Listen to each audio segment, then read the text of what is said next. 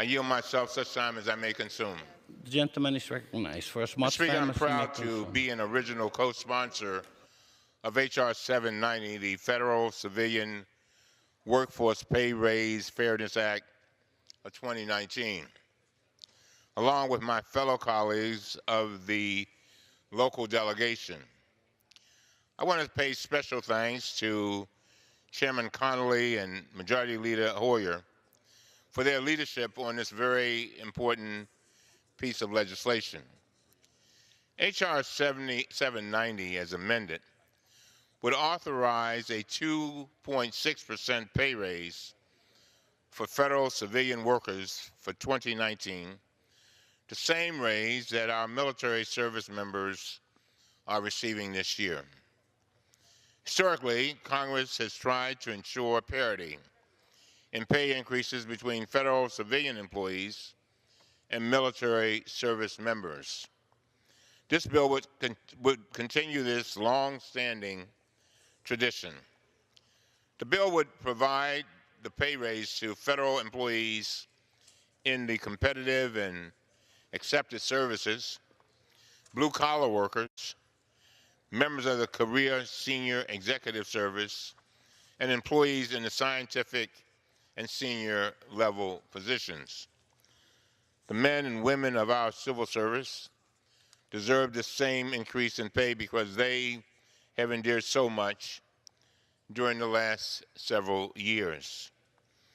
They were subjected, Mr. Speaker, to repeated and unrelenting attacks on their pay and on their benefits.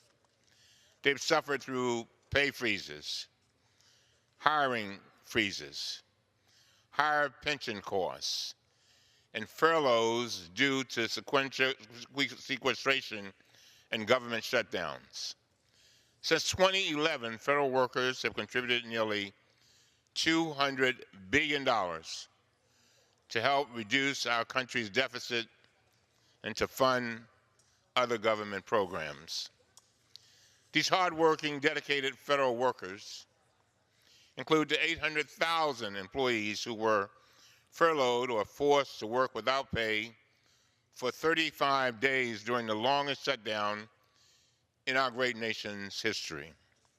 The men and women of our civil service were held hostage to a political dispute over funding for a border wall that the president had stated over and over again would be paid for by Mexico. There's something wrong with this picture.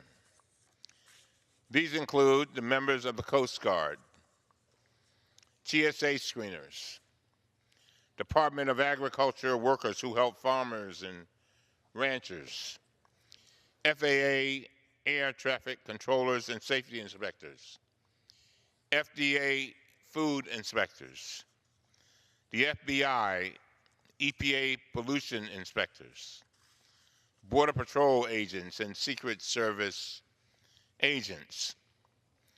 Given all the hardship federal employees have experienced, they deserve a modest pay increase to help make up for the years of freezes, negligible increases, and to help offset the costs of inflation.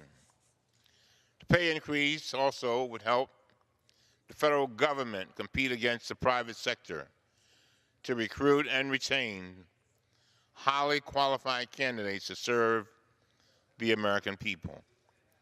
Thank you, Mr. Chairman, and I reserve the balance of my time.